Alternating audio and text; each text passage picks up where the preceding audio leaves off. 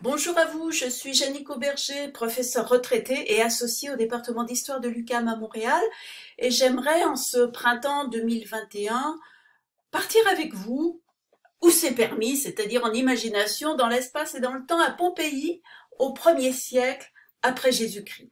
Alors plantons le décor. Pompéi a été détruite, vous le savez, en 79. La destruction ne s'est pas faite en un jour. Il y a eu des avertissements et heureusement 90% des habitants ont eu le temps de s'enfuir. Alors si on compare avec le million d'habitants que comptait Rome à la même époque, c'est une ville modeste, peut-être 12 000 habitants, ayant quand même un joli rempart percé de 8 portes, comme vous pouvez le voir sur ce plan.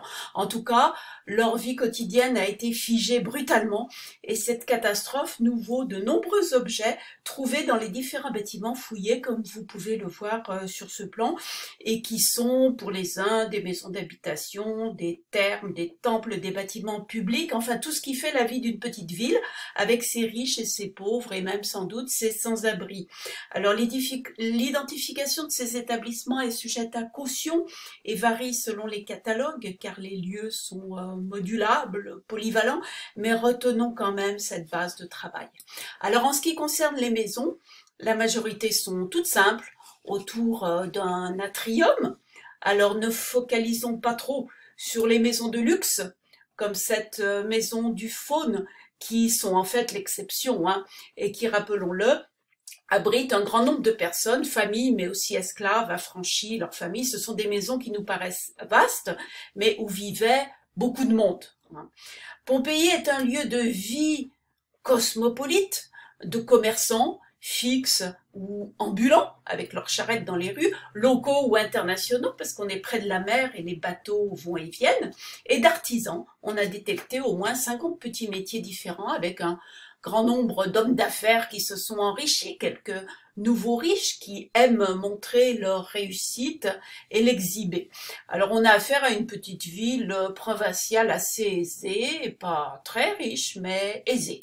Alors des équipes d'archéologues ont fouillé des endroits privilégiés pour connaître ce que les Pompéiens mangeaient peu avant l'éruption, et ces endroits privilégiés, eh bien ce sont ces établissements le long des rues qui peuvent être ce qu'on appelle maintenant des thermopolia, des sortes de fast-food antiques, où le client modeste achète des plats chauds tout prêts, des portions de ragoût, ce qu'on appelle la patina, à moins que ce soit simplement des sortes d'épiceries, des dépanneurs, des tabernae avec des jarres pleines de fruits secs, de lentilles ou de haricots, qui aident aussi à retrouver ce qu'achetaient les habitants. Alors ces dépanneurs ou ces bistrots très populaires et très peu chers sont nombreux près des portes, et en particulier dans cette rue de l'Abondance. Il y en a plus de 20 sur 600 mètres. Et on est en train de faire, regardez un petit peu comment on peut la reconstituer, cette rue de l'Abondance. On est en train de faire de nouvelles découvertes dans la région 5 grâce à Massimo Ossana, et on a découvert il n'y a pas longtemps ce nouveau comptoir peint qui est de toute beauté. Admirez-le, on ne l'a pas encore entièrement dégagé. Et ces bistrots sont ornés de scènes qui nous en apprennent beaucoup. On y passait de longues heures, on s'y donnait des rendez-vous galants, on y jouait au dé, on s'y disputait la priorité des consommations. Vous voyez, si vous voulez vous battre, eh bien sortez. Et puis on a fouillé aussi des boulangeries. On en connaît plus de 30 dans la ville, il y en a sûrement d'autres, preuve que le pain est une denrée de base, on en a vraiment besoin. D'ailleurs, chaque boulangerie appose un sceau sur son pain. Enfin, certaines font le pain de A à Z parce qu'elles ont à la fois des meules pour fabriquer la farine et les fours pour le cuire. D'autres n'ont pas de meules et font le pain à base de farine déjà livrée. Des pains qu'on a retrouvés avec des sceaux de livraison. On a retrouvé aussi des dessins représentant ces mêmes pains, ou des distributions ou des ventes de pain. Et je continue un peu à vous dire avec quoi les archéologues travaillent. On dispose aussi de canalisations, de toilettes en arrière-boutique qui gardent les déchets alimentaires, c'est très précieux pour les archéologues. Et puis, en plus de ces fouilles, eh bien, on a toutes ces mosaïques ou ces dessins, ces fresques qui représentent aussi ce que les Pompéiens mangeaient, ces natures mortes, ces magnifiques fresques sur les murs. Regardez ce lapin qui vole des figues ou à qui on l'a donné, on ne sait pas. Et puis ces morceaux de vaisselle plus ou moins luxueuses qu'on a pu trouver dans le sol, hein, ou en poterie pour la vaisselle de tous les jours, ou alors ces vaisselles de parade. Alors, la région de Pompéi était riche, hein, c'est la Campanie, c'est le jardin de Rome, c'est son grenier à céréales, son réservoir d'huile d'olive, son verger, et elle pouvait se vanter de quelques spécialités qu'elle pouvait exporter, en particulier ses vignobles bien connus, constitués de ces raisins Pompeiana, dont parle Pline l'Ancien. On a le nom de plusieurs de leurs vins, le Vesuvinum, le Surcula, l'Orconia. Peut-être que les riches pompéiens un peu snobs préféraient le Falerne, qui est peut-être le plus connu, qui est produit au nord de Pompéi, ou le Massique. Mais en tout cas, on a beaucoup parlé du vin. On les a reconstitués, ces vignobles, on les a greffés et replantés sur des pergolas. Vous voyez ici celle de la maison de Laureus Tiburtinus, magnifique. Mais je ne m'étendrai pas sur le vin, parce que vous trouverez beaucoup de livres à son sujet. Vous savez qu'on le buvait ajouté d'eau, additionné d'eau, on le conservait avec des produits, on le parfumait également.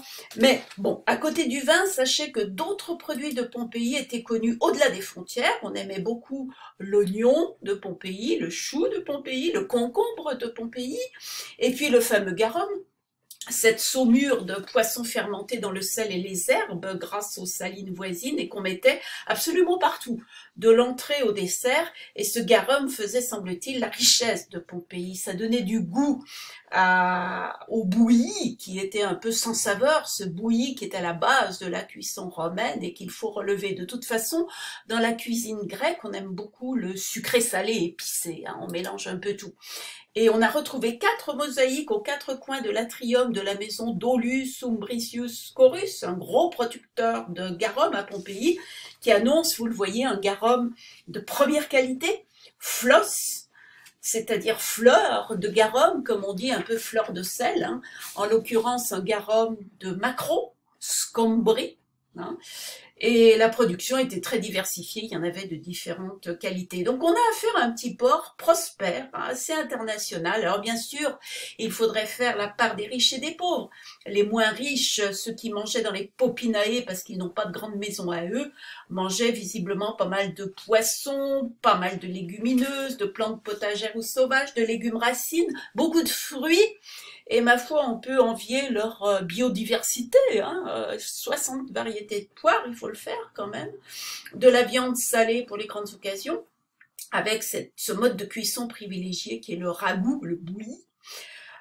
Les plus riches ajoutaient à cette diète des éléments plus raffinés, on le voit dans des restaurants qui sont plus haut de gamme, les canalisations ne révèlent pas la même nourriture, hein, alors plus d'épices, plus de fruits de mer, plus de viande exotique, plus d'élevage de poissons, d'huîtres, de coquillages, etc. C'est normal, hein, tout le monde ne mange pas la même chose, bien évidemment. Alors je reviens au repas pompéien. Il faut faire la différence aussi entre les objets de luxe, qui sont malgré tout l'exception, comme ce trésor de Bosco Real. Est-ce que c'était une vaisselle d'usage ou une vaisselle de parade? On ne sait pas trop. Regardez aussi ces magnifiques braseros qu'on devait bouger de pièce en pièce, qui sont superbes. Et puis la cuisine de tous les jours qui semble beaucoup plus modeste, hein, avec une vaisselle en poterie. D'ailleurs, la cuisine n'était peut-être pas une pièce de luxe, hein. On déplace les braseros selon les besoins de pièce en pièce, et la cuisine, s'il y en avait une, était peut-être coincée dans un coin de la maison. On n'en trouve pas trace partout, hein. Et puis, il faudrait faire la différence entre le décor, qui représente souvent une réalité grecque du symposium, et puis le déroulement de leur propre repas qui restait romain. Bon, décor grec parce que c'est une civilisation que les Romains admiraient, hein, mais réalité romaine parce que ça correspondait à leur quotidien. Alors vous savez peut-être qu'en Grèce, à l'époque classique, on pratiquait chez les gens aisés le symposium, une réunion d'hommes essentiellement, à demi allongés sur des lits de repos, avec le plus souvent un lit par personne et une table pour chacun. C'était un lieu de sociabilité où les jeunes côtoyaient les vieux et faisaient leur éducation au contact des générations plus aguerries, un lieu sans les épouses, et on dirait que les Pompéiens veulent représenter ça sur leur mur. Le décor de la maison de Triclinium, c'est un décor de symposium grec. Or, chez les Romains, on ne connaît pas vraiment ce genre de symposium où l'on ne fait que boire, sauf exception. Chez les Romains, on boit et on mange en même temps, un peu comme chez nous. Et la famille réunie, il n'y a pas de séparation de sexe comme en Grèce. Et vous voyez qu'on a 3 lits de repos en forme de pie grecque avec une table commune pour tout le monde où on va poser les mezzés qu'on apporte de la cuisine, hein, donc de la nourriture en petits morceaux parce que comme on est perché sur un coude, eh bien on ne mange qu'avec une main. Alors on le sait parce que les fouilles archéologiques ont trouvé la trace de scellement de ces couches dans les murs. Vous voyez la différence encore une fois entre le symposium grec et l'Akhéna romaine. On a retrouvé des traces de triclinium, de maçonnerie avec cette table au centre, parfois des tricliniums de jardin ou en tout cas aérés avec peut-être une petite fontaine qui rafraîchissait le soir. Alors, bien évidemment, on a tous vu et lu dans des péplums des images fantasmées de Romains et Romaines en tenue plus ou moins légère, allongés sur leur lit, se goinfrant de nourriture que leur tendent des bataillons d'esclaves. Ce n'est peut-être pas totalement faux dans certains cas exceptionnels, mais la réalité est quand même beaucoup plus simple, hein. Je vous rappelle que Pompéi est une petite ville de province, que les riches y sont l'exception, que les tricliniums, quand il y en a, ils sont tout petits.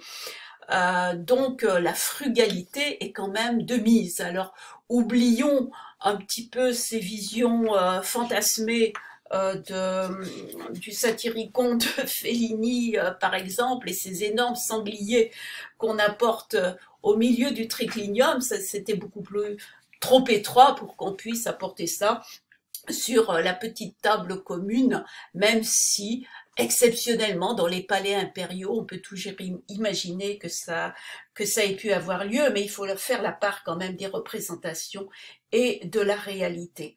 Alors cela dit, quand on lit le Satyricon de Pétrone, on a tout un menu, le menu du banquet de Trimalchion, cet affranchi enrichi, et vous voyez comme premier plat, loire au miel, saupoudré de graines de pavot, saucisses chaudes, prunes de Damas, olives et graines de sésame. C'est pas totalement faux dans la mesure où l'archéologie a quand même trouvé dans le sol, hein, ce qu'on appelle le glirarium, c'est-à-dire ces petites poteries qui servaient à engraisser les loirs. On les enfermait dedans et puis on les nourrissait. Et cette viande était, paraît-il, très savoureuse puisque on trouve des recettes chez Apicius de viande de Loire et chez Varron également, comme vous voyez. Donc tout n'est pas fantasmé dans la littérature. Et dans le Satyricon de Pétrone, on voit aussi qu'on apporte un squelette d'argent pour appeler à un peu de modestie les convives et rappeler que nous sommes tous des squelettes en devenir. Eh bien, on a trouvé aussi une mosaïque dans un triclinium de Pompéi de cet échanson squelettique.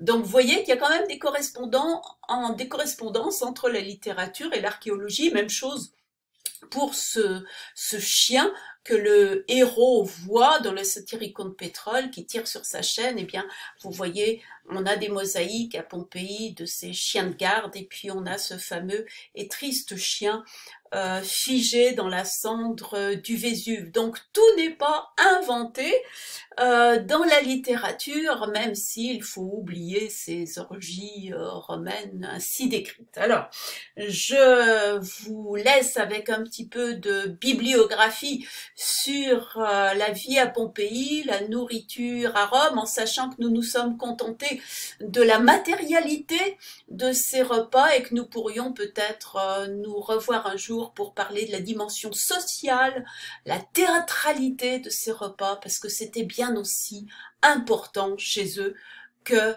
le fait de manger, se montrer à la population en tant que riches Pompéiens offrant des banquets, c'était bien aussi important que manger tout court. Alors voilà, bon appétit et puis à bientôt, j'espère.